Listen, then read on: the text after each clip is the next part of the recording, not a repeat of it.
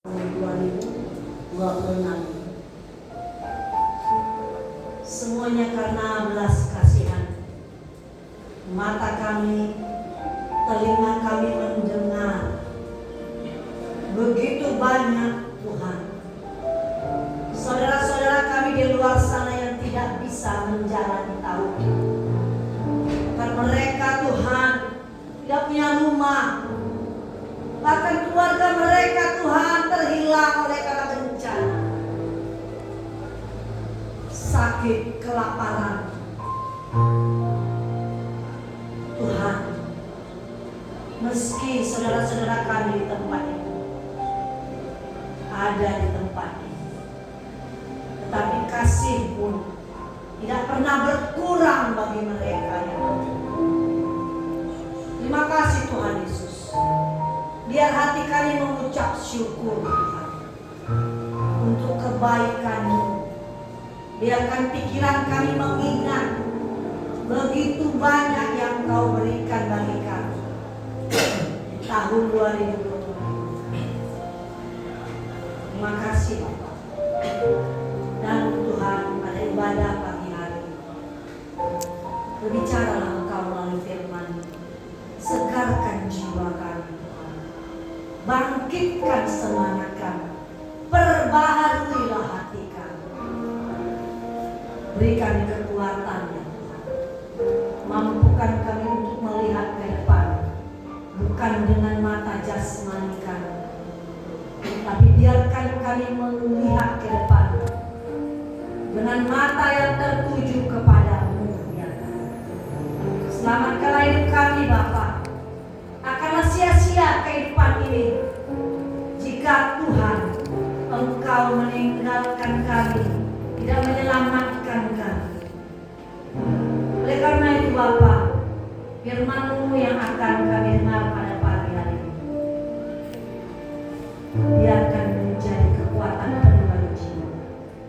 Terima kasih Yesus, dan hamba-Mu mohon urapan-Mu Tuhan untuk menyampaikan isi hati-Mu. Pakailah hamba-Mu dan biarkan Engkau yang bekerja melalui firman-Mu.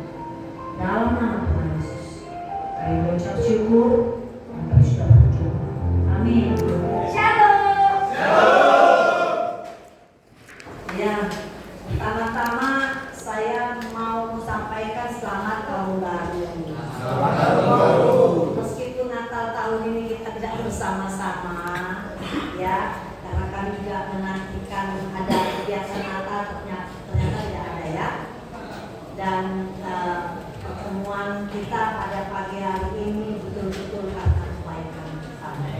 Saya melihat kalian juga sehat, ya, semua sehat, ya, yang mau pulang bahkan yang masih tetap ada di sini mengucap syukur. Dan ini tahun ke-16 kami merayakan bukan Jumat, bukankah itu kebaikan kita? Amin. Ya, luar biasa ya, semuanya kebaikan Tuhan. Kebaikan itu bukan hanya makan, bukan hanya uang, bukan hanya rumah yang besar. Kebaikan Tuhan kalau kita masih bisa dengar, mata masih bisa lihat, masih bisa beribadah, masih bisa bertemu satu sama lain.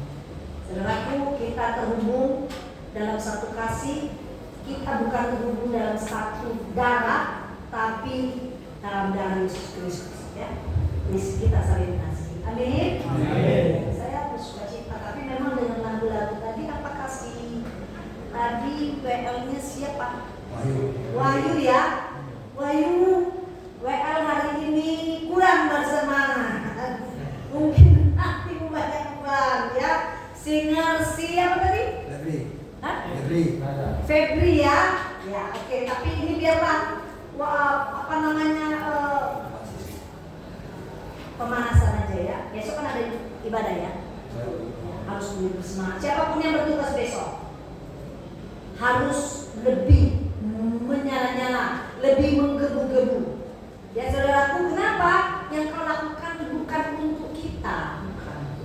Kita lakukan untuk Sang Pemilik kehidupan. Ya, ketika kita melakukan untuk Dia, Dia pun akan melakukan untuk kita. Itu pasti. Ya pasti. Jadi kalau kita melakukan sesuatu, kata firman Tuhan, apapun yang kau lakukan, baik kau makan, baik kau berjalan, baik kau melakukan sesuatu, menyanyi, memuji Tuhan, epistel, lakukanlah itu seperti untuk Tuhan. Baca Alkitabnya ada di sini. Ya, jadi bukan untuk Ibu Helena, bukan untuk Ibu Roma, bukan untuk Pak Kawas, bukan. Untuk Tuhan. Kami pun datang kemari dengan semangat, dengan walaupun terlambat ya, minta maaf ya. Tadi kami nggak mendengar telepon Ibu Helena karena handphone saya di rumah di bawah. Jadi tak mendengar. Tapi intinya nggak dibilang pun memang Januari awal bulan tugas kami kemarin. Sekalipun yang datang hari ini mungkin nggak banyak, tapi minimal 2-3 orang ada, berarti kita sudah menghadirkan Tuhan ada di sini. Amin. Amin. Haleluya ya. Kalau tahun yang baru bukan berarti tahun baru, baju baru, terus remisi baru. Jangan itu yang dikejar. Ya kan? Remisi bulan 12 semua dapat? Oh enggak apa-apa. Dapat enggak dapat? Terima kasih Tuhan.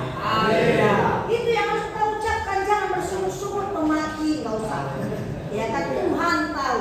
Tuhan gampang saja menggerakkan tak segala macam cara untuk membuat engkau dapat remisi. Ada yang membebaskan, ada yang apa namanya itu?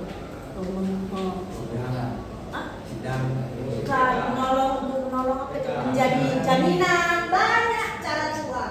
Sekarang masalahnya bukan itu. Sekarang masalahnya saudaraku, kita ditempatkan di tempat ini dengan gedung yang sama, dinding yang sama, ruangan kamar yang sama, gereja yang sama di tempat ini, dan semua serba terbatas. Tapi yang tidak sama adalah kasih Tuhan. Oleh karena itu dia mau buat kita bukan pakai baju baru, dia mau buat kita hati yang baru. Itulah tahun baru. Kalau hatimu kemarin tahun 2025 hitam, menjelang 2020 akhir Desember itu agak sedikit abu-abu karena ada Natal pribadi lah ya, ada ya dari hamba Tuhan berapa ya kan, suka cita juga ya kan, jadi agak sedikit abu-abu ya kan, senang. Tapi di sekarang di 2026 jangan lagi abu-abu, putihkan. Mana putih? Banyak kali besar, banyak kali hukuman itu, panjang lagi ya polisi. Gak ada urusan itu. Saya mau kasih tahu, hutan Tanjung Pura itu direncanakan Natal. Ya, sudah ditanya baju kami. Ya, khususan bajunya bukan apa? Pak Simamora baju apa? Ibu Roma sudah dikasih tahu. Tapi apa daya, ayo lebih dulu merayakan Natal. Tanjung Pura tenggelam. Tak ada Natal. Dibawalah kemari saudara kita ya, kan ada kalian jumpa. Itulah waktu yang kita nggak tahu. Rencana Natal, nyanyi, makan, liturgi, drama udah disiapkan di sana. Mau sukacita kali ini suruh persiapan lagi. Wah enak ini. Baju kita kembar ya, gitu ya kan sudah lihat. Tapi Tuhan bilang nggak ada Natal kita ini. Saudaraku, ya kita nggak tahu hari-hari ke depan. Dan kita boleh siapkan cuma hati kita. Badan kita nggak tahu nanti kayak mana. Banyak sekali tertimbun dalam rumah, dalam mobil. Bukankah kita patut mengucap syukur saudara? Mengucap syukurlah masuk tahun itu. Ya, jadi oleh karena kita mengucap syukur, kita nggak bisa mengandalkan diri kita. Kita harus mengandalkan Tuhan. Tak ada cara lain. Ya, tahun yang baru tidak memerlukan gedung yang baru. Banyak orang yang mau cepat-cepat pulang. Bulan 12 pengen pulang tahun baru ke rumah. Di tempat lain banyak. Tapi apa daya sampai di luar masuk angin naik. Bukan sesuatu yang baru yang dia lihat. Bukan suasana yang baru yang dia lihat. Malah membuat stres. Penolakan. Gak ada makan. Gak ada tempat tinggal. Banyak. Jadi Ya kan, gak ada pernah puas. Ya, oleh karena itu yang perlu kita persiapkan itu cuma hati kita. Karena segala sesuatu berasal dari mana? Hati kan. Kalau hati kita sungguh-sungguh kesal, itu pasti terpancar dari wajah, pasti terpancar dari omongan, pasti terpancar dari kita melihat orang. Pokoknya kalau kita melihat bapak ini, kalau hati lagi sungguh-sungguh jelek aja, gak bagus aja, mau marah aja nih bapak. Tapi kalau hati kita gembira, mau hati kita sukacita, padahal bapak ini biasa-biasa, bapak ini kok kayaknya bersinar, kayaknya ada sesuatu. Itu sebabnya makanya kata firman Tuhan, jagalah hatimu dengan segala kewaspadaan. Karena dari situlah terpancar kehidupan. Bukan karena BPK kita hidup, dari hati. Walaupun makanan cempreng, saudara, kalau hati gembira, syukurilah istrimu aman di luar sana. Ya, meski gak pakai baju baru anakmu. Ada satu orang saya saksikan sebelum kita masuk firman. Satu orang di lapas adalah saya sebutkan. Hatinya menangis ketika anaknya 2 orang masih kecil-kecil datang mengunjungi dia selamat Natal sama bapaknya. Sebelum Natal, sebelum tanggal 25. Sebelum pulang anaknya kecil, anak-anak nggak tahu kan, namanya bertemu kan, dia nggak tahu apakah ini adalah lapas. Jadi ketika dia pulang, dia peluk bapaknya, Pak, aku liturgi tanggal 25. Yang satu lagi, Papa aku juga. Pak, nanti baju baru ya Pak, bajuku merah. Hancurnya hati bapak. Seorang bapak akan merasa hancur, anaknya mau liturgi, dia gak bisa kasih baju baru. Dan disaksikan sakit. Dia bilang, saya tahu Tuhan akan memberikan hati anak saya kegembiraan. Sekalipun kita ada baju baru namanya, dan anaknya kita liturgi. Dalam yang dikasih Tuhan, apapun keluarga di luar sana, sekalipun tak ada seperti setelah bilang, tak ada lagi keluarga jauh-jauh seperti tak apa-apa, semua meninggalkan Tuhan. Asal jangan Tuhan menjauh dari hidup kita. Kalau Tuhan sudah tak ada dalam hidup kita, Pak, sudah tak tahu lagi, tak tahu lagi, karena itu yang paling berharga. Jadi oleh karena itu jangan pernah jual satu-satunya yang paling berharga dalam hidup kita, Yesus Kristus. Amin. Tak ada yang bisa menggantikan dia. Tak ada yang bisa menggantikan dia dengan uang seberapa banyak pun dalam hidup kita. Karena itulah sumber hidup kita. Kalau itu sudah kita keluarkan dari hidup kita, sudah murtad, sudah kita jual, sudah kita enyakkan dari hidup kita, maka hidupmu akan sama dengan seperti orang yang kosong, seperti tahu mayat hidup makan tapi sebenarnya tak ada apa-apa, kosong. Kau hidup tapi sebenarnya kau sudah mati. Itu kata firman. Orang yang sudah murtad, dia sudah mati, bukan badan, jiwa. Amin. Oke. Oleh sebab itu di tahun yang baru, di awal tahun baru kita ini, Tuhan mau kita diingatkan melalui firman-Nya dari Yehezkiel 36. Di tahun yang baru, Yehezkiel 36 ayat 26.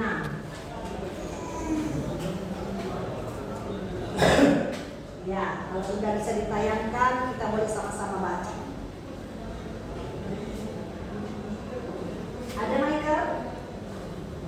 Ya, kita tunggu sebentar ya. Ya, 36 ayat 26.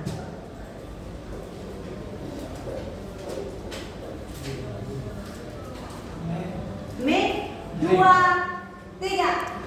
Kamu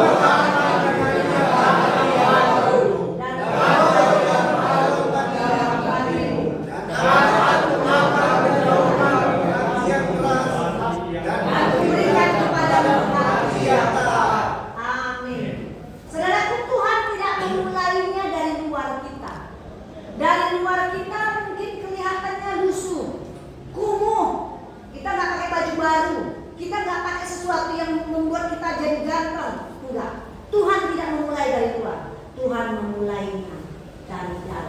dari hati kita. Tuhan tidak berkata, aku akan mengubahkan situasimu lebih dulu. Aku akan mengubahkan situasimu lebih dulu. Enggak, itu yang bilang Tuhan. Tapi aku akan memberikan engkau hati yang baru. Artinya apa hati yang baru? Bukan hati yang tak pernah salah. Bukan hati yang bersih. Bukan hati yang kamu langsung jadi baik sekali. Yang pertama, hati yang baru adalah kau mengakui bahwa keberadaan saya di sini oleh karena saya salah. Adakah di sini yang tidak salah datang? Ada bisa juga ya kan? Bisa nggak? Bisa kan? Tidak salah ada yang ada ya kemarin ada yang diletakkan. Tidak salah, tapi karena ketidakberdayaannya dibuat menjadi salah dan dia marah semarah. Tapi lewat dari kemarahannya dia cara pandangnya adalah cara pandang mata manusia dia. Saya ini tidak salah, tapi dalam pandangan Tuhan, meski kau tidak salah, kau harus kubimbing di tempat seperti. Akhirnya ketika saya sampaikan bahwa maksud Tuhan dengan maksudmu berbeda. Maksudmu adalah kau ingin meraih ini. Tapi maksud Tuhan, aku tidak mau kau binasa anakku dengan maksud-maksudmu. Mungkin dia punya usaha, mau habis ini kan bisa gitu ya. Habis ini akan buat ini akan begitu. Tapi Tuhan tahu ke depan. Kalau kau buat itu kau binasa anakku. Maka kau ambil meski kau berontak karena kau tidak salah. Meski kau marah sama aku, terserah.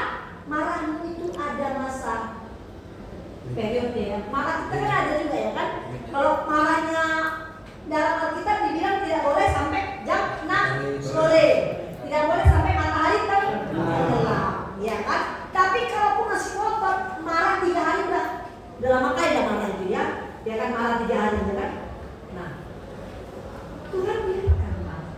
Tapi akhirnya ada yang membukakan pikiran dan hati dia melalui ibadah seperti ini. Bahwa maksudmu dengan maksud Tuhan berbeda. Maksudmu tidak adil. Maksud Tuhan engkau selamat.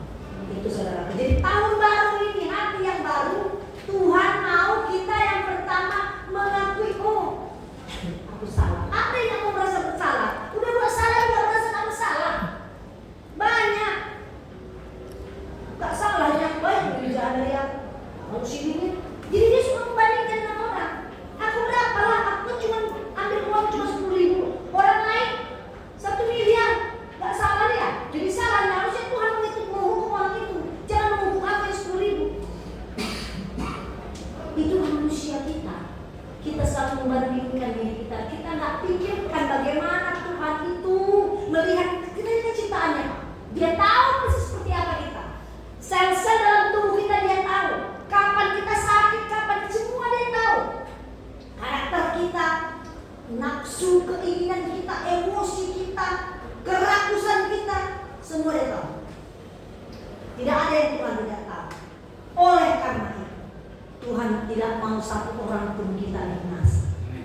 Tidak mau.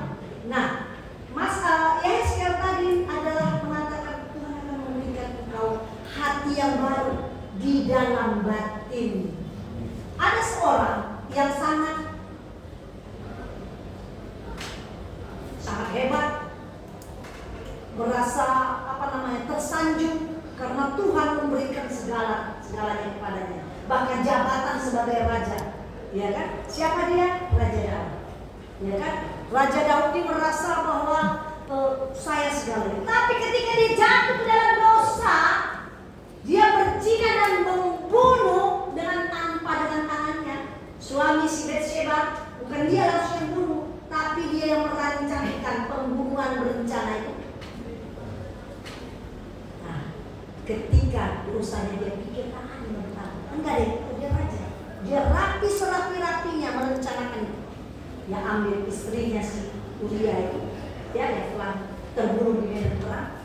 Seolah-olah dia sebagai malaikat penolong mengambil istri orang yang sudah almarhum. Ya kan? Penolong nggak dia? Penolong. Suaminya, anggota panglimanya mungkin udah mati. istriku. Ambil supaya jangan susah hidup. Semua mungkin manusia akan melihat baik kali raja, hebat raja, bisa menyelesaikan persoalan-persoalan. Tapi seorang Nabi Nathan berbicara kepada dia bilang, tidak ada yang bisa kau sembunyikan. Kau begini, kau rancangkan yang jahat, kau buat si Uria mati dan kau ambil istrinya, kau berzina. Ketika ketahuan dosa, terbuka dosa, dia gelisah. Pak, kalau orang gelisah dalam hati itu bisa ODGJ ya kan, tertuduh ya kan, tertuduh karena dia tahu dia diberikan Tuhan segalanya, pangkat, jabatan, semua. Tahu. Tapi ketika jiwa yang tertuduh, kau berbuat jahat sama Tuhan, kau berzina, kau segala macam, dia bisa gangguan jiwa. Sehingga dia mengatakan di Mazmur 51 ayat 12, coba buka. Apa dikatakan Daud? Ketika hatinya sudah hancur. 51 ayat 12.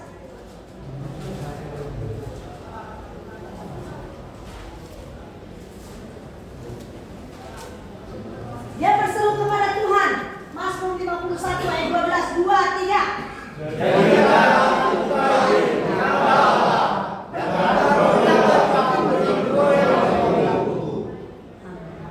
Daud tidak meminta situasinya berubah. Ya udahlah Tuhan, kalau kata lu pulang kena istri Suriana. Dia tidak meminta situasinya berubah. Kita pun jangan minta situasi kita berubah. Sekalipun kau sekarang sudah berdoa, baca Alkitab, bukan berarti Tuhan, tema aku sudah baik, kau ada situasiku. Daud tidak meminta situasi yang berubah, tapi dia meminta apa? Perbaharuilah batinku ini Tuhan. Karena kalau batinnya tertuduh, batinnya terhancur, dia nggak bisa hidup. Nggak bisa dia hidup. Bagaimana dia menjalankan pemerintahannya? Kita pun begitu. Pernahkah engkau mengalami hati yang betul-betul budak belana, hancur, dan kau rasanya mau bangun pagi aja nggak bisa, makan pun nggak mau? Saya pikir semua orang pernah mengalami. Saya pun pernah mengalaminya 2 tahun yang lalu. Begitu sakitnya hati saya, begitu hancurnya hati saya, sehingga jam 3 pagi terbangun, jam 4 pagi terbangun. Dan mengakibatkan apa? Tumbuh penyakit baru. Dibilanglah ada batu diginjal saya 4 mili lah. Itu akibat kita hati ini gundah gulana karena ketidakadilan yang kita terima. Daud bukan ketidakadilan yang dia tidak terima. Dia melakukan satu kejahatan di mata Tuhan. Dia pikir tidak ada yang tahu, sehingga dia tidak bilang, Tuhan, hidupkan lagi dari si Uria itu yang mati itu. Ampunlah aku Tuhan. Tuhan tidak mengubah keadaan. Tuhan juga tidak mengubah keadaan kita. Berapapun hukuman kita, tidak diubahkan. Yang mau Tuhan ubahkan adalah hati kita. Sama seperti Daud. Perbaharuilah batinku Tuhan. Karena dia tidak bisa lagi berdoa. Mana bisa lagi dia berdoa kalau batinnya sudah menurun? Tidak bisa. Makanya kalau ada di sini yang tidak bisa berdoa, kenapa yang tidak bisa berdoa? Bereskan dulu hatimu. Caranya apa? Akui segala kesalahanmu di hadapan Tuhan. Gak perlu kau di depan ini sehingga semua orang tahu kesalahanmu. Kau umat kami sendiri bicara sama Tuhan. Tuhan, aku begini, aku berzina, aku cakap kotor, aku mencuri, kemarin aku bicara kau sama Tuhan. Engkau dan kita. Ketika itu engkau akui saudara. Tak perlu orang lain tahu. Tapi Tuhan tahu. Ketika itu sudah terucap pengucapan dosa-dosa umat sama Tuhan seperti Daud ini, diakuinya. Butuh pengakuan bukan dengan hati. Butuh pengakuan pakai mulut, nggak pakai hati Pak. Nggak dalam hati enggak. Dan mengucapkan pengakuan dosanya. Aku berdosa, aku ambil istri, aku bunuh suaminya, aku segala macam. Dia ucapkan pengakuan dosa. Setelah dia ucapkan dosa, itulah tanda pertolongan. Ampun. Maka Tuhan akan membuat hatinya menjadi baru. Saudaraku yang dikasihi Tuhan, untuk mengubahkan hati tidak perlu 800 pendeta berbicara sama engkau di sini. Tidak perlu kau panggil pendeta mesti dari tempat yang paling jauh yang berkali dan segala macam, tidak perlu. Karena yang mengubahkan hatimu bukan telinga,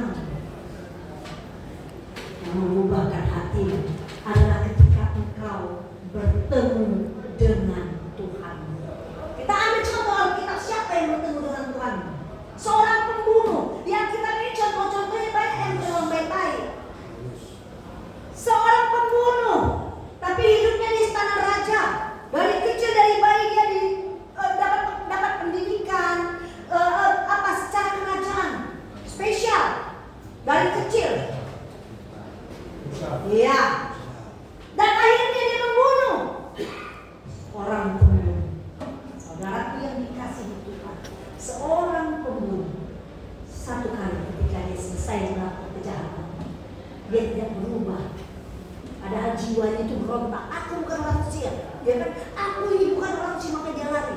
Dia bunuh semua orang yang menyiksa, menganiaya, yang merasanya bahwa itu adalah bangsa. Tapi pembunuh dia membunuh, tangannya berdarah. Tidak akan selesai masalah hati, tidak selesai. Tapi pertemuannya dengan Tuhan, saudara, di mana? Di semak belukar. Dia bukan bertemu di tempat yang keren, ber-AC. Enggak, di tempat yang yang sederhana. Tempat yang sederhana, saudaraku. Dia bertemu dengan Tuhan di tempat semak belukar. Pertanyaannya, kenapa semak belukar? Musa ini pintar nggak? Pintar loh mendidikan Firaun. Kalau dia nggak masuk akalnya, kalau nggak sesuatu yang mendapatkan perhatian sama dia nolak nggak? Enggak lah, dia bukan orang bodoh, dia orang pintar. Tapi semak belukar. Di situ Tuhan hadir. Untuk apa? Untuk menarik perhatian si Musa. Ya kan dia lihat, semak belukar berarti kering kan? Kok bisa terbakar? Kok gak hangus? Kok gak habis? Kok ada api? Semak belukarnya kok terbakar? Keluaran 3 ayat 2, ayo baca. Keluaran 3 ayat 2. Apa yang terjadi di sini? Kalau Musa bertemu dengan Tuhannya di semak belukar, Tuhan pun sanggup bertemu dengan engkau di tempat seperti itu. Tuhan bukan bertemu dengan kita di tempat yang terhebat, enggak. Keluaran 3 ayat 2. Ya, baca. Lalu nyala api yang keluar dari semak itu. Lalu yang lihat dan tampaklah semak duri menyala. Tetapi tidak memakan api. Semak duri menyala, ada apinya, tapi semak durinya tetap utuh. Itu yang akan menjadi perhatian si Musa. Oh, kenapa ini? Dia kan pintar. Kok bisa ya? Semak duri kok bisa terbakar? Tapi tidak terbakar, ada nyala api, tapi tidak terbakar. Tuhan bertemu dengan Musa di tempat seperti itu dan hanya berjuang. Apa yang terjadi setelah pertemuan itu? Pertemuan itu membuat Musa menjadi laki-laki di dunia ini yang tidak ada selembut hati Musa. Tidak ada laki-laki di dunia ini yang selembut hati Musa akibat pertemuannya dengan Tuhannya.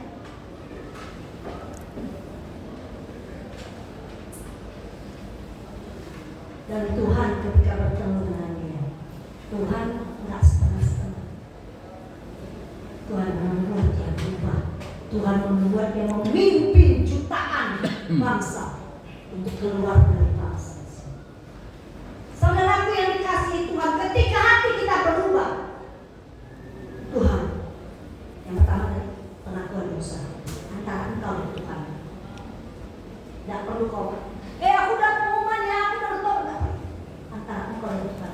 Ketika engkau pengakuan itu, maka pertobatan sudah ada. Ketika pertobatan sudah ada, supaya engkau bertemu dengan Tuhanmu, kau harus merendahkan diri untuk beribadah dengan jujur. Kau beribadah dengan jujur. Ada nggak orang beribadah dengan nggak jujur? Banyak. Beribadah itu artinya bertemu dengan satu pribadi yang kita kagumi, yang sakral, yang kudus, benar kan? Kita ketemu sama wali kota aja, kita udah kelimpungan. Sebelumnya udah sibuk kita memperbaharui diri kita, ya kan? Nah, beribadah dengan jujur mempersiapkan hatimu, Pak. Mempersiapkan penampilanmu. Tapi Bu, di sini nggak ada yang apa namanya baju yang bagus. Siapa bilang kalau dijumpai nanti dari pacar dari luar pun masa kau pinjam pun kalau punya baju boleh? Betul kan? Jadi kalau beribadah dengan jujur sama Tuhan, luar dalam itu betul-betul jujur. Kau menyanyi dengan jujur karena untuk Dia.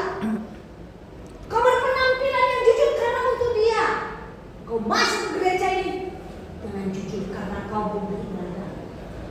Tidak ada maksud yang lain. Dan membuat itu Tuhan senang. Kau yang single, kau yang WL, main keyboard, main sana,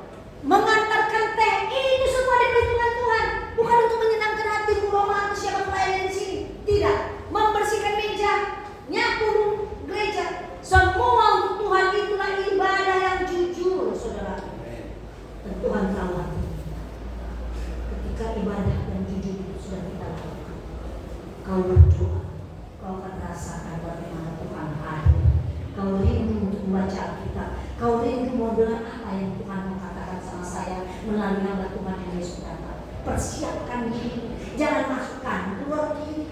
Hari ini kita baca Yesaya 36 ayat 26 tentang Tuhan akan memberikan engkau hati yang baru. Hati yang baru tidak ada yang bisa berikan selain daripada Tuhan. Dan Tuhan